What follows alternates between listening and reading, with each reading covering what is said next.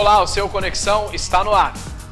Marco legal da biodiversidade, acessibilidade em sites de órgãos públicos e as polêmicas mudanças nos direitos trabalhistas são alguns dos destaques de hoje.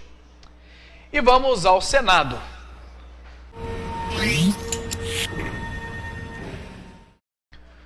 Uma comissão do Senado aprovou um projeto que torna obrigatória a acessibilidade em sites de órgãos públicos. De acordo com o projeto, as pessoas com deficiência sensorial e dificuldade de comunicação poderão acessar mais facilmente portais e sites de interesse público na internet. As pessoas com deficiência sensorial são aquelas que têm dificuldade total ou parcial no funcionamento de um dos 5 sentidos. Estas pessoas terão acessibilidade garantida aos portais públicos ou de interesse público na internet. O texto obriga o poder público a estabelecer mecanismos e alternativas técnicas para eliminar as barreiras na comunicação, definidas como qualquer entrave que dificulte a expressão ou o recebimento de mensagens por meios de comunicação. Um país que não está em guerra como o Brasil, não entra em guerra, nós temos mais de 15% da nossa população que são pessoas portadoras de algum tipo de deficiência. É um número muito elevado. O Estado brasileiro, os Estados brasileiros fazem de conta que não existe esse tipo de problema. Para entender melhor o que é preciso fazer, os senadores decidiram ouvir as próprias pessoas com deficiência. Nesta audiência, nós vamos tentar ouvir, sobretudo, pessoas portadoras de deficiência, para dizerem o que é que elas gostariam de ver de pesquisa científica e tecnológica que trouxessem um alívio para suas deficiências. Na mesma reunião, a comissão aprovou uma série de audiências com diferentes temas para as quais serão convidados representantes da comunidade científica e dos Ministérios da Ciência e Tecnologia, do Planejamento e do Desenvolvimento. A ideia é que a comissão, ao final desses 2 anos, tenha um conjunto de documentos que sejam capazes de nortear, pelo menos sugerir um norte, para a criação de um sistema nacional do conhecimento e da inovação, que o Brasil não tem hoje.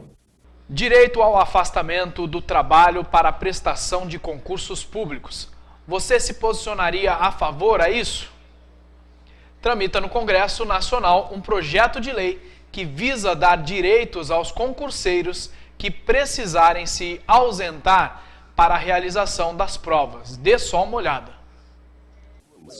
A Comissão de Educação aprovou um projeto de lei da Câmara dos Deputados que vai permitir que o empregado se afaste do trabalho para fazer provas de concursos públicos. O afastamento é válido também para entrevistas, provas e processos seletivos de cursos reconhecidos pelo MEC, desde que haja compensação da jornada. E o trabalhador, na sua atividade laboral diária, ele não tem tempo para prestar, por exemplo, um concurso público. E se ele se deslocar para o concurso público, que é durante o dia da semana, ele perde as horas, sábado e domingo, e recebe a falta. Com o nosso projeto, desde que ele vá e preste conta no retorno, que estava efetivamente fazendo exame, fazendo o concurso, para ter um trabalho de mais qualidade. Está no Senado o projeto de emenda à Constituição que visa limitar o mandato de dirigentes de empresas públicas e sociedades de economia mista. A proposta proíbe a recondução ou participação em outro colegiado. Veja só. Em tempo de medidas moralizadoras, crescem as exigências sobre os administradores das empresas estatais, consideradas patrimônio do povo brasileiro. A senadora Vanessa Graziotin é autora de uma proposta de emenda à Constituição que visa preservar o princípio da impessoalidade na administração pública.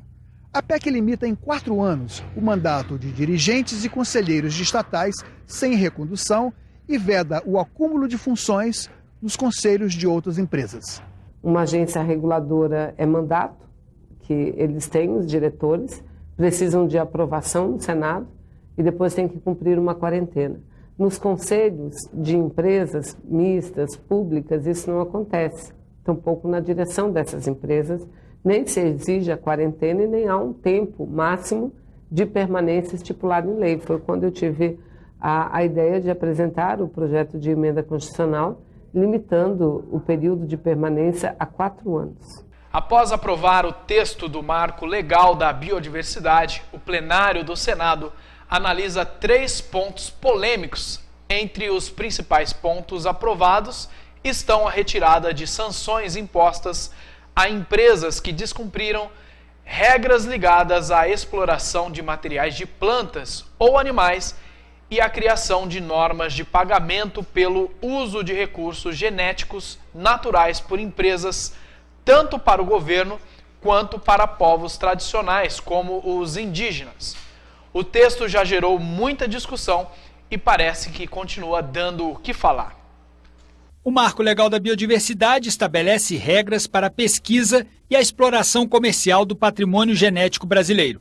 Determina também de que forma será feito o retorno dos benefícios, mecanismo que assegura aos povos tradicionais que detêm conhecimentos sobre a utilização da biodiversidade o direito de participação nos lucros gerados pelo comércio desses produtos. A matéria tramita em regime de urgência no Senado desde o final de fevereiro. Passou por 5 comissões e sua aprovação no plenário só foi possível depois de muita negociação. Mais de 100 emendas foram apresentadas pelos senadores, a maioria buscando proteger os detentores de conhecimento tradicional, indígenas, quilombolas e agricultores familiares. Pesquisadores, representantes dos setores produtivos e do governo federal concordam em um ponto. A medida provisória que atualmente estabelece as regras para a exploração do patrimônio genético brasileiro é um freio para o desenvolvimento do setor. Pesquisadores que têm uma excelente formação para o reconhecimento dessa biodiversidade estão fugindo desse assunto, estão trabalhando inclusive com a biodiversidade de outros países porque não consegue lidar com a legislação vigente atualmente. Para que se tenha uma ideia, com essa lei antiga, 136 contratos foram assinados na busca de usar a biodiversidade brasileira, só um com indígena.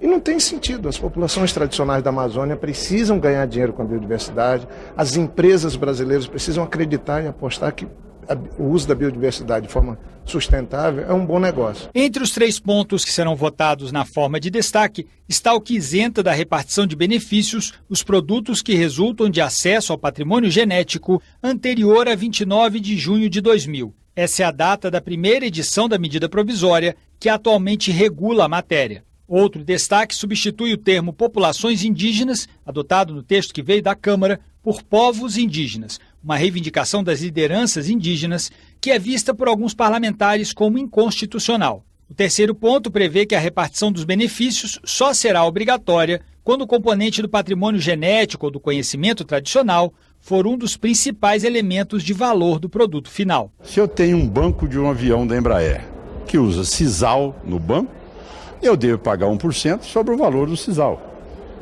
Eles querem cobrar 1% sobre o valor do avião, porque é o produto final. Então, o que nós estamos discutindo neste momento é exatamente isso, a distorção é muito grande. Existiam mais de 20 pontos divergentes.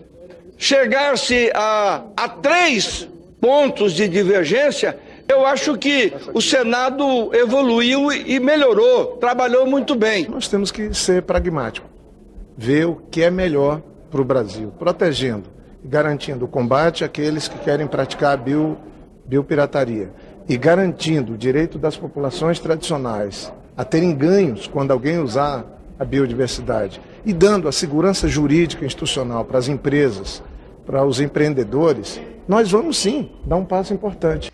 E agora é hora de mudar de casa, vamos à Câmara dos Deputados.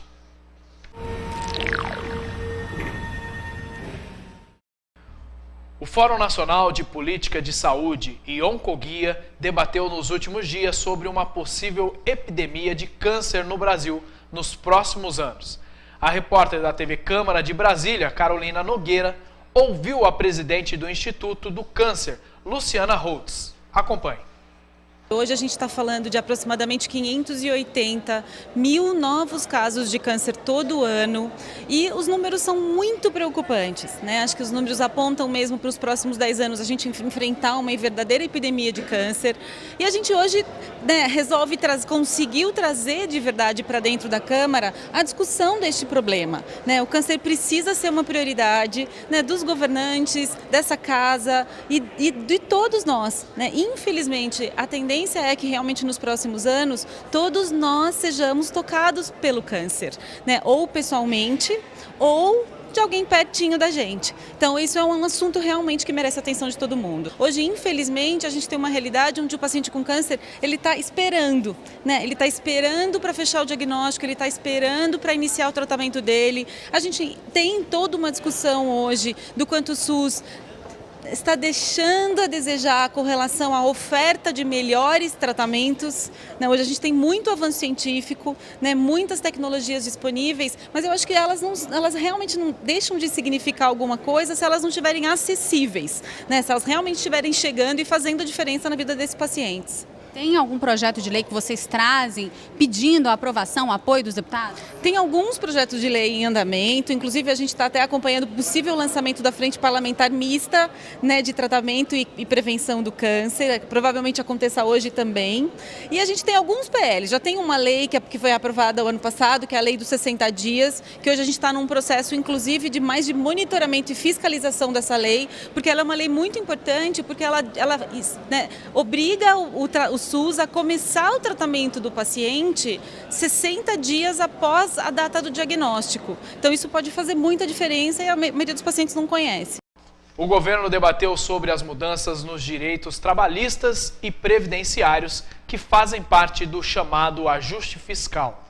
Com as novas medidas, o governo espera economizar 18 bilhões de reais por ano, mas todos os setores ouvidos se manifestaram contra a mudança. Veja agora na reportagem de Jaciene Alves. As novas regras já estão em vigor desde março. A pensão por morte, que era vitalícia, é paga hoje de acordo com a expectativa de vida do beneficiado. Quanto mais jovem, a pessoa tem direito ao pagamento por menos tempo. Além disso, é necessário comprovar pelo menos 2 anos de casamento ou união estável. A comissão do Congresso que discute o assunto reuniu setores como sindicalistas, representantes dos aposentados e a Ordem dos Advogados do Brasil. Todas as entidades convidadas se manifestaram contra a medida.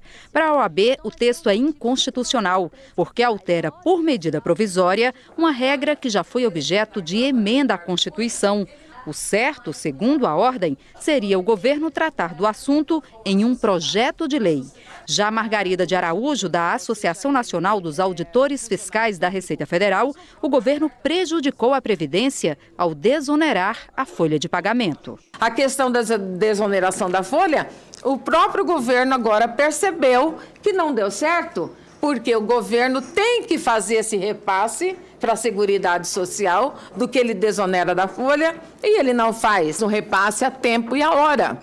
Então, quem sofre? O Caixa da Previdência. O relator da proposta, deputado Carlos Zaratini, do PT de São Paulo, afirmou que a desoneração da folha de pagamento foi para garantir a manutenção do emprego e explicou por que agora as mudanças no auxílio-doença e pensão por morte são necessárias. A medida provisória, ela busca não resolver propriamente a questão do equilíbrio das contas públicas, mas principalmente garantir o equilíbrio da Previdência.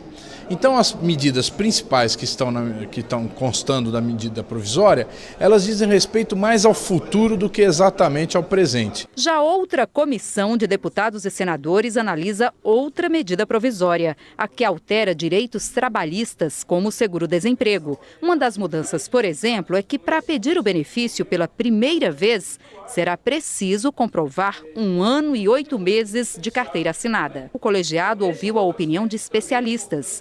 O professor de Economia da Universidade de São Paulo, Hélio Zilberstein, disse que as propostas do governo podem não ter o efeito esperado. O governo pode acabar gastando mais com o seguro-desemprego do que ele está imaginando. O desemprego está crescendo. Então, a economia que talvez o governo fosse fazer com aquelas medidas vai desaparecer porque nós vamos ter muito desemprego. O relator, senador Paulo Rocha, do PT do Pará, reconheceu que o texto precisa de ajustes. O método e a forma como o governo mandou, acho que cometesse um erro. Precisava primeiro discutir com o conjunto da representação dos trabalhadores. Uma posição clara tem o seguinte, de que a gente não pode fazer estes ajustes colocando em xeque os ganhos e os avanços sociais e coletivos dos trabalhadores. O presidente da comissão, o deputado Zé Geraldo, do PT do Pará, acredita que o Congresso vai sim aprovar as mudanças, mas com alterações. O governo precisa se preparar, porque as medidas com certeza poderão ser aprovadas, mas com profundas modificações. Encerrada aqui mais uma edição do programa Conexão. Continue com a gente. Tchau, tchau.